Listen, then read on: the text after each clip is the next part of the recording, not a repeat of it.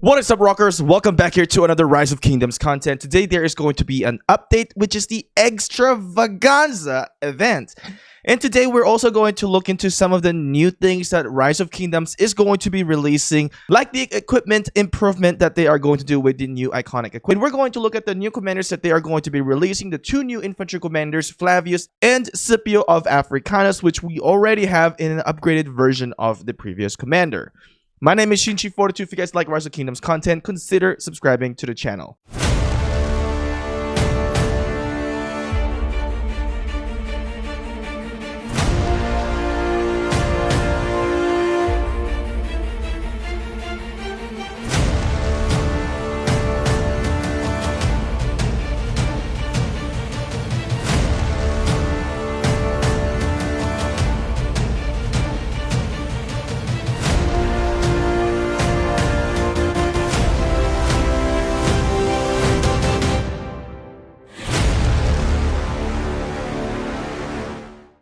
So for the very first time in Rise of Kingdoms, Scipio of Africanus, which is a legendary commander that is being released today, actually has a epic version. So this is the first time that they are upgrading the commanders.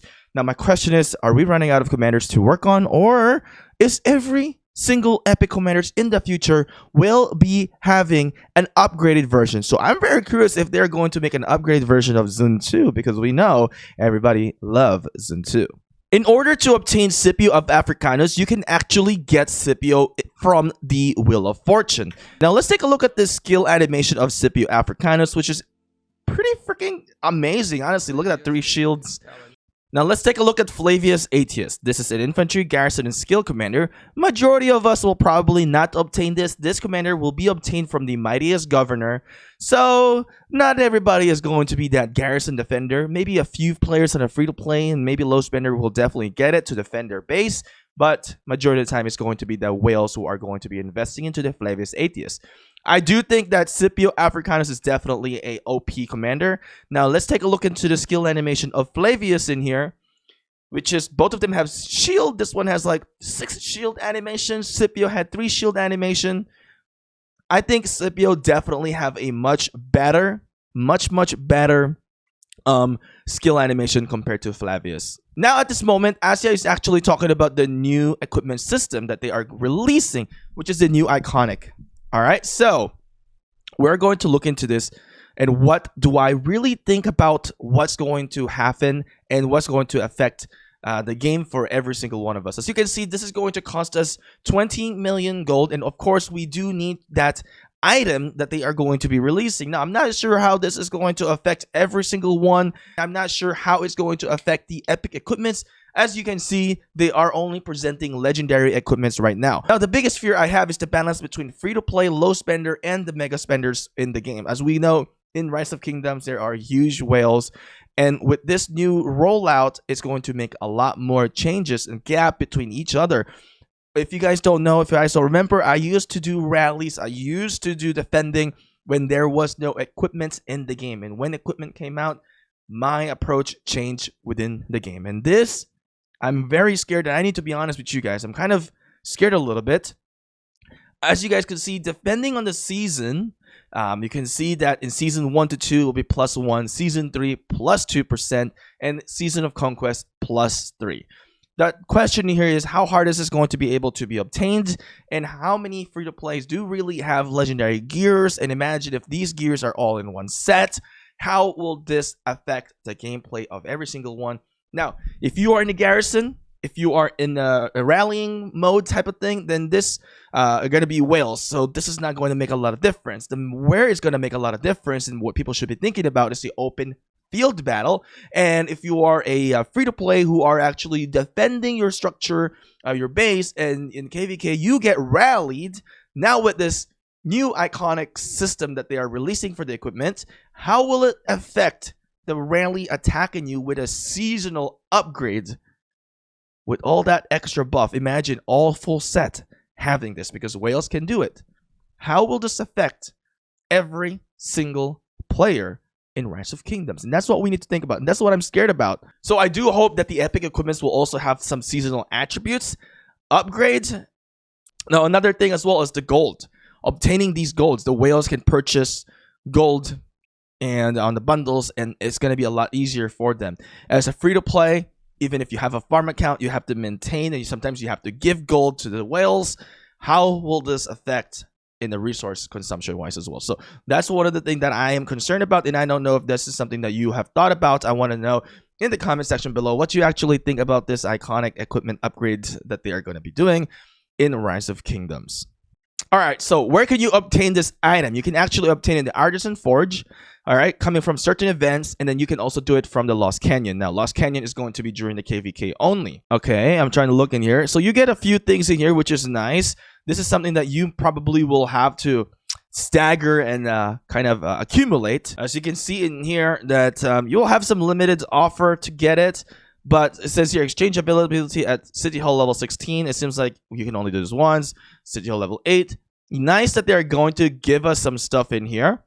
But the question is, if you're trying to build a full set, how is that going to work?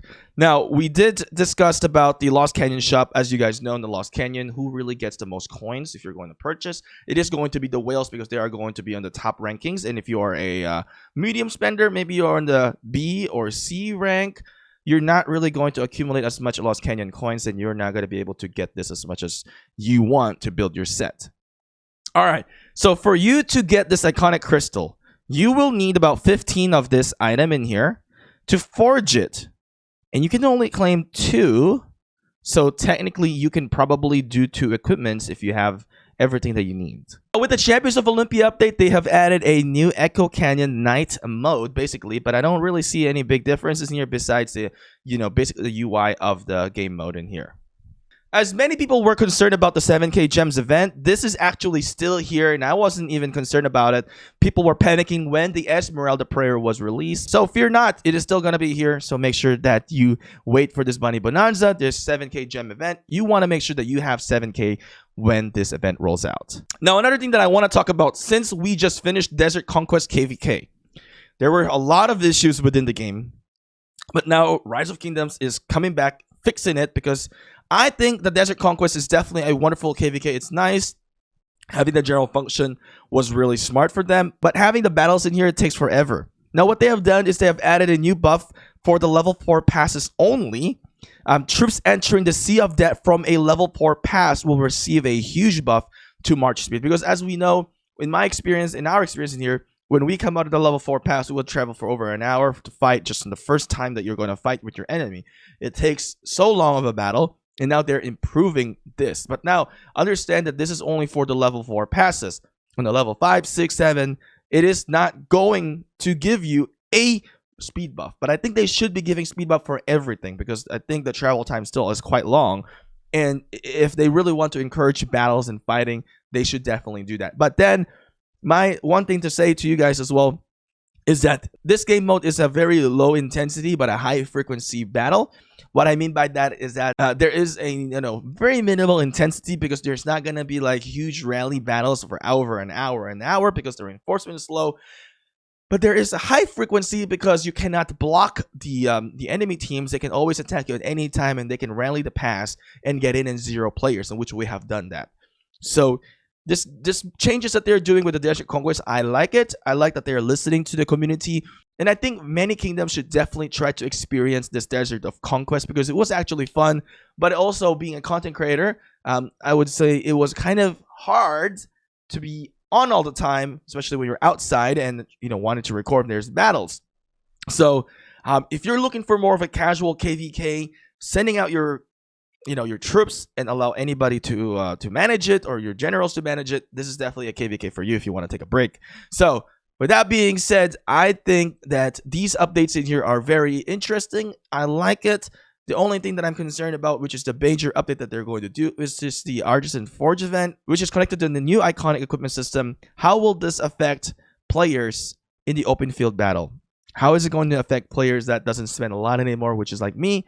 I've spent $2,000 overall into the game last year. How will this affect the free-to-plays of the game? With that being said, Rockers, thank you guys for watching. I want to hear your opinion. Let us know in the comment section below.